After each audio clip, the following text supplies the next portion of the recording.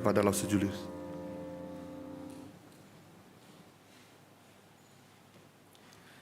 Sekali lagi mari kita bersatu dalam doa.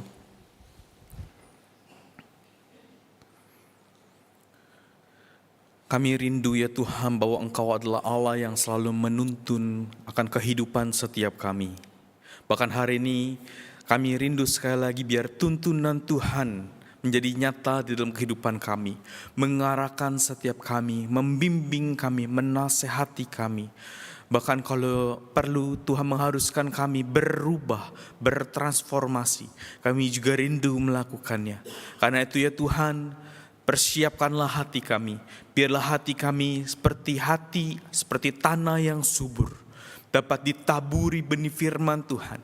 Dan benih firman itu boleh berakar, bertumbuh, bahkan berbuah berkali-kali lipat di dalam kehidupan setiap kami. Pakai juga hamba-Mu di dalam segala keterbatasannya untuk dapat menyampaikan firman Tuhan kepada jemaat Tuhan dengan sederhana di tempat ini. Terima kasih demi Kristus Yesus Allah kami yang hidup, kami berdoa. Amin. Shalom Bapak Ibu Saudara. Ya, kita bersyukur sekali di hari Minggu ini kita boleh datang kembali ke rumah Tuhan, beribadah kepada Tuhan. Saya akan mengajak setiap kita untuk membaca satu bagian firman Tuhan. Dari Mazmur 148, saya akan membacakan ayat pertama hingga yang ke-6, Bapak Ibu Saudara. Mazmur 148. Haleluya, pujilah Tuhan di surga, pujilah Dia di tempat tinggi, pujilah Dia hai segala malaikatnya, pujilah Dia hai segala tentaranya, pujilah Dia hai matahari dan bulan, pujilah Dia hai segala bintang terang, pujilah Dia hai langit yang mengatasi segala langit, hai air di atas langit. Baiklah semua memuji nama Tuhan, sebab Dia memberi perintah, maka semuanya tercipta. Dia mendirikan semuanya untuk seterusnya dan selama-lamanya, dan memberikan ketetapan yang tidak dapat dilanggar. Ayat 14, Ia telah meninggikan tanduk umatnya, menjadikan puji-pujian bagi semua orang yang dikasihinya, bagi orang Israel, umat yang dekat padanya. Haleluya. Bapak Ibu Saudara, kita bersyukur kalau kemarin kita sudah bisa melewati rangkaian daripada Natal. Mulai daripada Natal aktivis, Natal komisi, bahkan Natal 23, 24, 25, seluruh rangkaian Natal sudah bisa kita lewati dengan baik. Dan saat ini adalah sebuah momen di mana kita menunggu sebuah pergantian tahun, Bapak Ibu Saudara. Dan di dalam momen inilah banyak daripada jemaat-jemaat mungkin berlibur begitu ya, melepas penat sejenak. Mungkin beberapa di antara mereka berlibur ke tempat-tempat yang indah, ke kebun teh atau ke sebuah tempat yang menyajikan pemandangan alam yang baik. Kita berpikir Bapak Ibu Saudara bahwa Indonesia adalah sebuah negara yang cukup luas, cukup indah untuk menyajikannya. Tetapi ternyata banyak sekali di belahan bumi, di seluruh dunia, tempat-tempat yang indah, tempat-tempat yang luas. Kita berpikir bahwa bumi kita sudah cukup luas, begitu ya. Tetapi kalau bumi kita dibandingkan dengan Jupiter yang paling besar itu Bapak Saudara, ternyata bumi kita sangat kecil sekali, tidak cukup besar, tidak cukup luas Bapak Ibu Saudara. Dan kalau kita bandingkan lagi, Jupiter dengan matahari, ternyata Jupiter Bapak Ibu Saudara tidak cukup luas, tidak cukup besar. Matahari lebih besar, bahkan Jupiter terlihat sangat kecil. Bahkan kalau kita melihat lagi, matahari hanya setitik dibandingkan dengan bintang-bintang lain yang lebih besar di luar angkasa Bapak Ibu Saudara. Bahkan matahari tidak sampai satu titik, bahkan seperti sebuah debu dibandingkan dengan bintang yang paling besar di galaksi ini Bapak Ibu Saudara. Bahkan bintang yang paling besar ini ternyata tidak cukup besar bila dibandingkan dengan galaksi kita, galaksi yang dinamakan Bima Sakti, Milky Way, begitu ya. Tidak terlihat bintang yang paling besar itu. Bahkan galaksi kita tidak cukup besar, Bapak Ibu Saudara, bila dibandingkan dengan gugusan galaksi. Kita hanya salah satu di antara puluhan, bahkan di antara ratusan galaksi-galaksi yang ada di seluruh alam semesta ini. Bapak Ibu Saudara, apa yang saya ingin katakan, Bapak Ibu Saudara? Yang saya ingin katakan bahwa Allah kita adalah Allah yang besar. Dia adalah Allah yang menciptakan semuanya. Menciptakan setiap galaksi. Bahkan menciptakan bumi dengan setiap detailnya. Bahkan menciptakan kita manusia. Dan kalau Dia adalah Allah yang besar dan menciptakan segala macam isinya, Bapak Ibu Saudara. Kalau Dia adalah penguasa alam semesta ini, apa yang harusnya menjadi sikap setiap kita? Yang pertama, Bapak Ibu Saudara, yang pertama adalah kita perlu memuji dan memuliakan Tuhan selalu. Memuji dan memuliakan Tuhan selalu. Kalau kita melihat Mazmur 148, ada sebuah kata-kata yang terus diulang, adalah pujilah Tuhan, pujilah Tuhan, pujilah Tuhan. Rupanya Bapak Ibu Saudara, Mazmur 148 adalah sebuah pujian kosmik. Pujian daripada alam semesta dan beserta dengan isinya. Makanya Mazmur 148 berkata bahwa seluruh ciptaan Tuhan, yaitu langit, matahari, bulan, bintang, gunung, bahkan angin badai, semuanya harus memuji Tuhan. Menjadi sebuah paduan suara akbar yang bersama-sama meninggikan Tuhan, memuji Tuhan dan memuliakan nama Tuhan. Tidak ada satu makhluk pun, tidak ada satu ciptaan pun yang tidak memuji Tuhan. Semuanya memuji dan mengagungkan nama Tuhan. Bahkan kita manusia juga memuji dan mengagungkan Tuhan. Bahkan ketika kita manusia gagal untuk memuji dan mengagungkan Tuhan, seluruh ciptaan yang lain sedang memuji, mengagungkan, dan meninggikan nama Tuhan. Tidak ada satu ciptaan pun yang tidak memuji Tuhan. Bapak Ibu Saudara, ini menjadi sebuah pengingat bagi setiap kita. Bahwa kalau semuanya tanpa pilih diciptakan Allah untuk memuji Tuhan. Menjadi sebuah pengingat bagi setiap kita. Agar kita selalu menjadi pribadi yang menyembah Tuhan selalu, Bapak Ibu Saudara. Apapun jabatan kita, apapun yang telah kita capai di luar sana, apapun yang telah kita raih di belakang kita, apapun yang kita telah lakukan di hari-hari yang lalu, harusnya tidak membuat kita berhenti memuji, meninggikan, dan memuliakan nama Tuhan. Bapak Ibu Saudara, seringkali ketika kita berhasil membangun sebuah usaha, seringkali ketika kita berhasil mengurus keluarga, seringkali ketika kita berhasil melayani di dalam gereja, seringkali ketika kita berhasil mencapai banyak hal, seringkali setiap kita berhenti memuji Tuhan dan berhenti mengalirkan pujian itu kepada Tuhan dan hanya kepada diri kita sendiri. Harusnya Bapak Saudara, harusnya ketika kita berhasil melakukan semua itu, kita kembalikan semuanya kepada Tuhan saja. Ada seorang Bapak Saudara mengatakan seperti ini, di hadapan Allah tidak ada seorang pun yang berdiri lebih tinggi dari yang lain. Kita semua berdiri di atas tanah yang sama, yaitu anugerah daripada Tuhan. Kita semua berdiri di atas tanah yang sama, yaitu anugerah daripada Tuhan. Hanya Tuhan saja yang lebih tinggi. Dan kita perlu memahami bahwa Dia adalah Allah yang menciptakan kita. Dan kita mendapatkan sebuah anugerah untuk memuji Tuhan itu sendiri. Bapak Ibu Saudara, di luar kita mungkin memakai seragam kita masing-masing. Ada yang memakai seragam di luar sebagai pemimpin. Ada yang memakai seragam di luar sebagai pengusaha. Ada yang memakai seragam di luar sebagai staf, sebagai karyawan, sebagai ibu rumah tangga, sebagai pelajar, sebagai orang-orang yang bahkan pensiun. Bapak Ibu Saudara, apapun seragam itu, ketika di hadapan Tuhan, kita perlu melepaskan seragam itu agar kita menyembah Tuhan dengan sebuah hati yang sama, dengan sebuah kerendahan hati yang sama. Kita mengagungkan, meninggikan Tuhan, karena semua kita sama di hadapan Tuhan.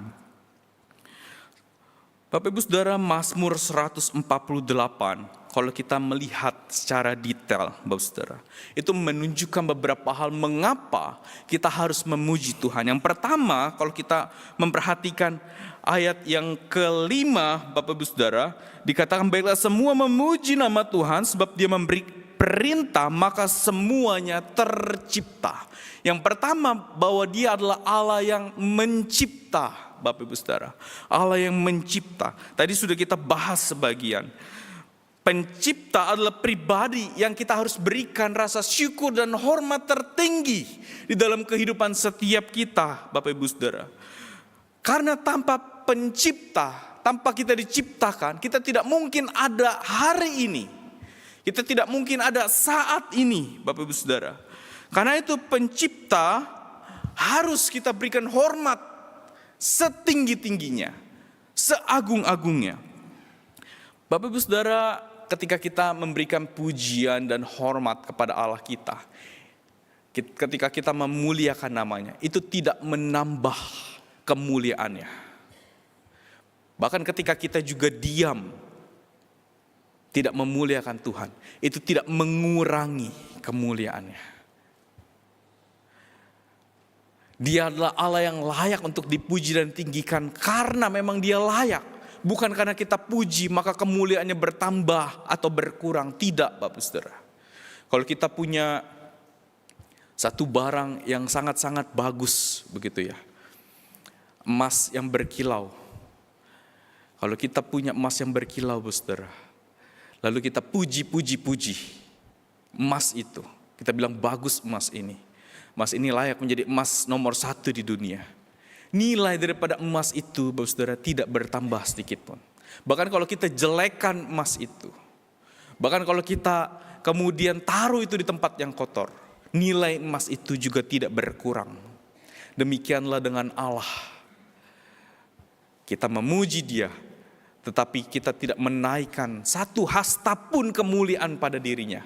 Bahkan ketika kita menjelekan Tuhan, kita tidak mengurangkan satu hasta pun kemuliaan dari dirinya. Dia memang Allah yang sudah mulia dari semulanya. Memang Allah yang sudah besar dari semulanya. Kemudian Bapak Saudara, kalau kita membaca ayat 6, Dia juga adalah Allah yang menetapkan dan memelihara kehidupan kita. Ketika kita membangun sesuatu, entah usaha, entah pekerjaan, kita ingin satu hal, satu nama Bapak Saudara, autopilot. Kita ingin usaha itu berjalan sendirinya tanpa kita harus hadir di sana. Kita ingin kemudian bisa santai di rumah dan membiarkan usaha itu bergerak sendiri dan kita mendapatkan penghasilan yang baik. Autopilot seringkali dirindukan oleh banyak orang, diinginkan. Karena itu banyak orang membangun segala macam usahanya, sistem yang baik supaya bisa bergerak sendiri, autopilot. Bapak Ibu Saudara, ketika Allah membuat dunia ini, Dia membuat dunia dengan sangat baik. Tetapi satu hal yang tidak pernah dilakukan oleh Allah kita, walaupun dunia bisa bergerak dengan baik, walaupun dunia bisa berjalan dengan baik, Dia adalah Allah yang tidak pernah meninggalkan dunia barang sedetik pun, Bapak Ibu Saudara. Dia adalah Allah yang terus memelihara dunia ini, memelihara kehidupan setiap kita. Dia adalah Allah yang tidak pernah lepas tangan daripada dunia ini. Dia adalah Allah yang selalu bersama-sama dengan kita di dalam dunia yang tidak mudah ini. Dia Allah yang memelihara dunia ini, Bapak Ibu Saudara. Bahkan di ayat 14 dikatakan bahwa Dia juga adalah Allah yang meninggikan umatnya. Harusnya ketika Tuhan meninggikan kita, segala pencapaian, segala hasil kita serahkan bagi kemuliaan nama Tuhan. Bapak Ibu Saudara, kalau kita melihat bagian ini, maka kita perlu memikirkan Bapak Ibu Saudara, bahwa sebetulnya pujian itu bukanlah sebuah reaksi terhadap hidup yang sedang baik-baik saja. Bukan sekedar sebuah perasaan terhadap sebuah hidup yang nyaman pada saat ini. Tetapi sebuah pengakuan bahwa Allah berdaulat atas segalanya. Dan pujian kita letakkan terhadap hal itu Bapak Ibu Saudara. Bahwa Dia adalah Allah yang berdaulat. Karena itu saya memuji Tuhan. Jangan letakkan pujian terhadap sebuah situasi Bapak Ibu Saudara. Kalau kita lagi baik, usaha lagi lancar, maka kita memuji Tuhan. Kalau kita kondisinya lagi susah, maka kita mengeluh dan kita berhenti untuk memuji Tuhan. Tetapi inilah dasar untuk kita memuji Tuhan, bahwa Dia adalah Allah yang berdaulat atas seluruh ciptaannya. Meskipun dunia sedang tidak baik-baik saja, Dia tetap berdaulat, dan karena itulah saya tetap memuji Tuhan. Meskipun dunia sedang ada di dalam badai, Allah tetap memegang kendali atas dunia ini. Karena itulah saya memuji Tuhan. Bapak Saudara, kita memuji Tuhan bukan karena siapa kita. Bukan karena apa yang kita alami, tetapi karena siapa Dia yang kita puji. Jadi jangan pernah letakkan pujian kepada diri kita dan kepada situasi, tetapi letakkan dasar daripada kita memuji Tuhan hanya kepada Allah saja. Dia Allah yang patut kita agungkan dan muliakan. Bapak Ibu Saudara, kalau kita tahu sebuah mercusuar itu tidak hanya menyala ketika laut sedang tenang. Mercusuar itu tidak hanya menyala ketika angin sedang baik-baik saja. Tetapi mercusuar itu justru paling dibutuhkan ketika angin sedang besar. Ketika ombak sedang dalam keadaan yang tinggi sekali. Ketika langit terasa sangat gelap. Ketika itulah mercusuar itu tetap berdiri, menyala dan memberikan sebuah harapan. Bapak Ibu Saudara, demikianlah terhadap pujian. Jangan pernah dipengaruhi oleh situasi. Jangan pernah dipengaruhi oleh apapun. Biarlah kita tetap berdiri, memuji dan meninggikan nama Tuhan yang setia dalam kehidupan setiap kita. Yang kedua, Bapak Ibu Saudara, sikap seperti apa yang harusnya kita miliki kalau kita tahu bahwa Dia adalah Allah yang berkuasa? Yang kedua adalah membiarkan Allah memerintah atas kehidupan setiap kita. Saya akan membacakan satu bagian firman Tuhan dari Kolose pasal yang ketiga, ayat yang ke-12 dan seterusnya. Karena itu sebagai orang pilihan Allah yang dikuduskan dan dikasihinya, kenakanlah belas kasihan, kemurahan, kerendahan hati, kelemah lembutan, dan kesabaran. Sabarlah kamu seorang terhadap yang lain, dan ampunilah seorang terhadap yang lain apabila yang seorang menaruh dendam terhadap yang lain. Sama seperti Tuhan telah mengampuni kamu, kamu pun sama seperti Tuhan telah mengampuni kamu, kamu perbuatlah juga demikian. Dan di atas semuanya itu kenakanlah kasih sebagai pengikat yang mempersatukan dan yang menyempurnakan. Bapak Ibu Saudara, kalau Mazmur 148 berbicara mengenai pengakuan mulut, Kolose 3 berbicara mengenai ketundukan daripada hidup. Di dalam Kolose 3 ayat ke-15 dikatakan, hendaklah damai sejahtera Kristus memerintah di dalam hatimu, katanya. Memerintah, Bapak Ibu Saudara. Kata memerintah ini adalah sebuah kata yang penting di dalam bagian ini. Kata memerintah itu digambarkan sebagai wasit yang sedang memimpin jalannya pertandingan. Wasit itu patut memberikan sebuah keputusan mutlak. Wasit itu akan memberikan arahan terhadap pertandingan itu. Dan demikianlah ketika Allah memerintah hidup kita, Bapak Saudara. Dia bukan hanya sekedar menyelamatkan kita. Itu satu hal, bahwa Tuhan Yesus Tuhan dan Juru Selamat. Tapi hal lain, bahwa Dia adalah Allah yang menjadi penentu arah kehidupan kita. Pembuat keputusan, Dia prioritas kehidupan setiap kita. Karena itu Bapak Ibu Saudara, Allah sangat merindukan bahwa Dia bukan hanya sekedar menjadi penguasa kosmos, penguasa alam semesta. Tetapi Allah lebih rindu menjadi penguasa di dalam hati setiap kita. Memerintah di dalam hati setiap kita. Bapak Saudara, kata hati di sini merupakan sebuah kata yang juga penting. Hati menunjukkan tentang pusat daripada kehidupan setiap kita. Pusat kontrol kehidupan setiap kita. Tempat di mana kita mengolah berbagai pertimbangan. Tempat di mana kehendak berkecamuk di dalamnya. Tempat di mana kita pada akhirnya mengambil keputusan. Dan Allah rindu berkuasa atas hati kita dan atas seluruh kehidupan setiap kita. Bapak Ibu Saudara, seorang bernama Timothy Keller pernah berkata begini, bahwa jika Yesus bukan Tuhan atas segala hal, maksudnya bukan atas segala hal di hidup kita, Ia bukan Tuhan sama sekali, Bapak Ibu Saudara. Artinya kalau kita tidak membiarkan Tuhan berkuasa sepenuhnya atas seluruh hidup kita, mungkin kita tidak menganggapnya sebagai Tuhan. Bapak Ibu Saudara, yang Tuhan rindukan bukanlah menguasai 50% daripada kehidupan kita. Yang Tuhan rindukan bukan hanya menguasai 80% dari kehidupan kita.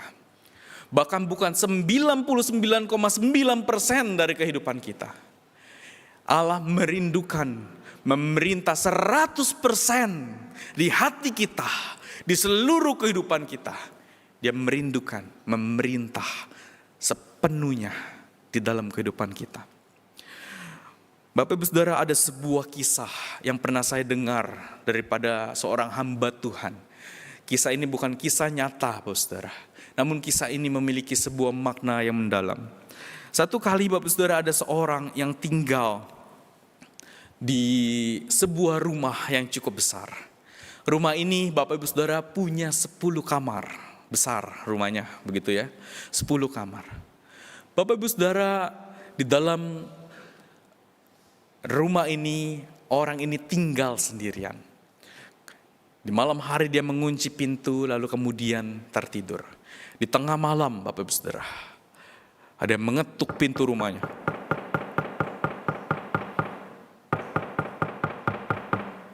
Menggedor-gedor pintu rumah dengan hebat, Bapak Ibu Saudara. Kemudian dia terbangun, dia membuka pintu. Lalu ternyata yang masuk adalah seorang iblis. Iblis itu menghajar pemilik rumah ini sampai puas, mengobrak-abrik rumah ini. Hingga rumah ini hancur, Bapak Saudara. Setelah puas, pergilah iblis itu. Pemuda ini mengunci pintu kembali. Lalu dia bingung sekali, Bapak Saudara, apa yang harus dia lakukan. Besok pagi dia mencari pertolongan kemana-mana, tetapi dia tidak menemukannya. Dia kembali ke rumah. Lalu kemudian di siang hari, pintu rumahnya juga kembali diketuk. Ketika dibuka, Tuhan Yesus yang ada di depan rumahnya. Dan ketika itu Bapak Saudara, ketika itu dia mempersilahkan Tuhan Yesus masuk ke dalam rumah itu.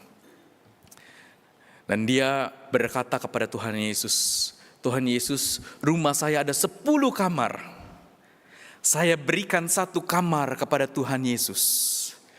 Tuhan jagalah 1 kamar ini. Tuhan terserah Tuhan 1 kamar ini mau diapain. Mau direnovasi, mau dibongkar, mau diatur tata letak daripada kasur, lemari, TV dan AC-nya. Terserah Tuhan Yesus. Ini kamar milik Tuhan Yesus. Baik, kata Tuhan Yesus, saya akan kuasai 1 kamar itu. Tuhan Yesus masuk ke dalam kamar itu. Lalu orang ini juga kembali melakukan aktivitasnya. Di malam hari, saudara, ketukan yang sama juga kembali mengetuk rumah itu. Ketukan yang lebih kuat bahkan. Dan kemudian iblis masuk, menghajar orang itu, saudara. Cerita yang sama. Dia kemudian menjadi galau. Dia ketuk kamar Tuhan Yesus ketika iblis itu sudah pergi. Tuhan, kenapa Tuhan tidak menolong saya? Tuhan Yesus berkata, kamu hanya memberikan saya satu kamar untuk saya jaga. Yang lain, berarti kamu yang menjaganya sendiri. Lalu kemudian pemuda itu, orang ini berkata kepada Tuhan Yesus, kalau gitu Tuhan, saya beri kamu 8 kamar dari rumah ini. 8 kamar. Kemudian oke, kata Tuhan Yesus, sekarang kamu lakukan aktivitas seperti biasa. Lalu kemudian Bapak Saudara, di hari berikutnya ketukan yang sama. Dan kemudian iblis sama menghajar dia kembali. Lalu dia bertanya lagi kepada Tuhan Yesus, mengapa Tuhan engkau tidak menolong saya, sudah 8 kamar. Jawaban Tuhan Yesus tetap sama, kamu memberikan saya 8 kamar. Dan 8 kamar inilah yang saya jaga, karena ini adalah kepunyaan saya. Kemudian orang ini berkata kepada Tuhan Yesus, Tuhan, ini sertifikat rumah saya, ini kunci rumah saya. Seluruhnya saya berikan kepada Tuhan Yesus, menjadi milik Tuhan Yesus sepenuhnya. Tuhan jaga, Tuhan kuasai, Tuhan atur rumah saya. Ini adalah milik Tuhan Yesus. Ketika itu, saudara, Tuhan Yesus berkata, saya berikan kamu 1 kamar, kamu tidur di sana ya, katanya. Tenang-tenang kamu tidur. Malam hari pintu rumah itu kembali diketuk. Dengan ketukan yang kuat dan hebat. Dan ketika dibuka, Bapak Ibu Saudara, iblis yang sama datang lagi. Lalu iblisnya melihat, ternyata yang membuka ini adalah berbeda. Yang membuka adalah Tuhan Yesus. Lalu iblis berkata, maaf, saya salah rumah, saya permisi dulu. Lalu kemudian iblis ini pergi, Bapak Saudara, tidak berani masuk kembali. Bapak Saudara, apa yang saya ingin katakan di dalam momen ini? Yang saya ingin katakan Bapak Ibu Saudara, jangan pernah memberikan sebagian daripada hati kita kepada Tuhan. Berikan sepenuhnya, seutuhnya, seluruhnya untuk dikuasai, untuk diperintah oleh Tuhan Yesus. Di penghujung tahun ini, izinkan saya bertanya Bapak Saudara, adakah Kristus sudah memerintah atas seluruh aspek kehidupan setiap kita? Adakah sebuah aspek yang masih kita pertahankan untuk kita kendalikan sendiri? Mungkin itu kehendak kita, pemikiran kita, keegoisan kita. Belajarlah menyerahkan semua hal, termasuk relasi, termasuk pekerjaan, termasuk pelayanan, termasuk masa depan, termasuk cara berpikir kita, termasuk seluruh kehidupan kita kepada Tuhan. Biarlah Allah yang berdaulat atas alam semesta adalah Allah yang layak memerintah atas kehidupan setiap kita. Yang terakhir Bapak Saudara, kalau Allah adalah penguasa atas kehidupan, atas ciptaan, maka kita perlu memiliki karakter seperti Allah juga. Bapak Saudara, kalau kita tadi membaca bagian Kolose 3 ayat 12 sampai 14, maka kita akan menemukan karakter-karakter ini. Begitu ya, belas kasih, kemurahan, kerendahan hati, kelemah lembutan, kesabaran, pengampunan, dan kasih sebagai pengikat semuanya. Begitu. Nah, Bapak Ibu Saudara, bahwa karakter-karakter ini bukanlah sebuah tuntutan moral kosong daripada Paulus dan Tuhan. Tetapi Paulus membukanya dengan sebuah identitas. Bahwa katanya sebagai orang pilihan Allah yang dikuduskan dan dikasihinya. Katanya sebagai orang-orang yang telah dipilih. Sebagai orang-orang yang telah ditebus dan diselamatkan oleh Allah. Kita harus mengenakan. Di sini kurang kata mengenakan. Kalau Bapak Saudara baca di Alkitab ada kata mengenakan. Setiap karakter-karakter ini, Bapak Ibu Saudara, mengenakan. Artinya Bapak Saudara, karakter ini bukanlah sekali dua kali saja muncul di dalam kehidupan kita. Muncul sekali dua kali ketika keadaan nyaman. Tidak. Tetapi karakter ini harus terus-menerus ada di dalam kehidupan kita. Karena karakter ini adalah sebuah gaya hidup kita. Sesuatu yang melekat pada diri kita. Sesuatu yang bukan sekali-sekali saja ada di dalam kehidupan setiap kita, Bapak Ibu Saudara. Karakter Kristus bukanlah sebuah syarat juga untuk kita diterima oleh Allah. Tetapi ini adalah sebuah bukti bahwa kita diperintah oleh Allah. Bukti bahwa Allah adalah penguasa kehidupan setiap kita. Saya akan menutup khotbah ini dengan sebuah kisah tentang Brother Andrew, Bapak Saudara. Dia dikenal dengan julukan God's Smuggler. Penyelundup Tuhan katanya, penyelundup Tuhan. Bapak Saudara, Brother Andrew lahir dan besar di Belanda. Dia seperti seorang pada umumnya. Dia hanya tahu sedikit tentang Tuhan. Dia hidup sebagai seorang yang melakukan dosa juga dan melakukan banyak pelanggaran. Namun satu kali, Saudara, di dalam satu perjumpaan dengan Tuhan, dia bertobat secara sungguh-sungguh. Dia beriman kepada Tuhan dengan sungguh-sungguh. Dan ketika itu terjadi, Saudara, dia belajar firman Tuhan dengan baik. Dia kemudian belajar untuk mengenakan karakter-karakter ini dengan baik. Lalu dia disadarkan dengan sebuah panggilan. Bahwa Tuhan, kata dia, Tuhan memanggilku bukan untuk sebuah kenyamanan. Tetapi untuk percaya dan taat. Bahkan ketika itu menakutkan. Brother Andrew, Bapak Saudara, kemudian dipanggil Tuhan pergi ke negara-negara yang menutup imannya terhadap kekristenan. Dia pergi ke sana membawa sejumlah Alkitab. Memberikan Alkitab kepada orang-orang yang tidak kenal Kristus di negara-negara yang tertutup terhadap kekristenan. Bapak Saudara, bukan perkara yang mudah. Ada sebuah resiko besar, ada sebuah hal besar yang dia akan hadapi di depan. Dan betul saja, satu kali dia ditangkap, lalu kemudian dia disiksa, lalu kemudian dia ditindas di sana. Tetapi satu kalimat daripada Brother Andrew yang mengejutkan, Bapak Saudara. Dikatakan, saya tidak membenci mereka yang menyiksa saya.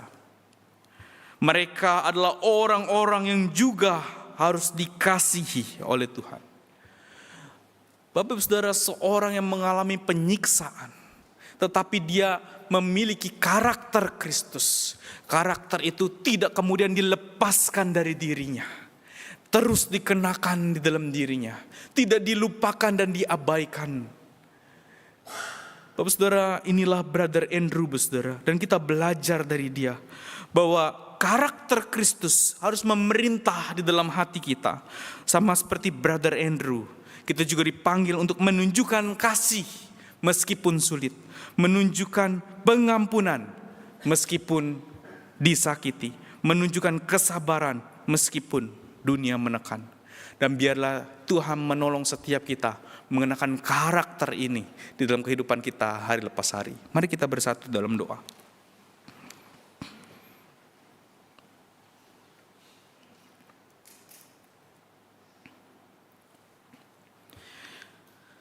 Kami bersyukur ya Tuhan, kami memiliki Allah seperti Engkau. Allah yang berdaulat atas alam semesta. Karena itulah kami memuji Tuhan. Allah yang adalah Raja atas dunia dan atas hati kami. Karena itu di momen ini, kami rindu membiarkan Tuhan memerintah sepenuhnya di dalam hati setiap kami. Kalau ada bagian-bagian di dalam diri kami yang kami belum serahkan untuk diperintah, untuk dikuasai, untuk dikendalikan oleh Tuhan sepenuhnya, kami memohon kemurahan daripada Tuhan. Tolonglah setiap kami ya Tuhan. Bentuklah hidup kami, proseslah hidup kami, sehingga pada akhirnya kami menyerahkan hati kami seutuhnya untuk diperintah, untuk dikuasai oleh Tuhan. Dan kami rindu Allah yang memerintah hidup kami juga adalah Allah yang mengubahkan kehidupan setiap kami, sehingga kami boleh menanggalkan manusia lama kami dan mengenakan karakter baru yang Kristus rindukan ada di dalam hati setiap kami. Kami mohon kiranya Tuhan berkuasa atas hidup kami. Demi Kristus Yesus Allah kami yang hidup, kami berdoa. Amin. Tuhan memberkati.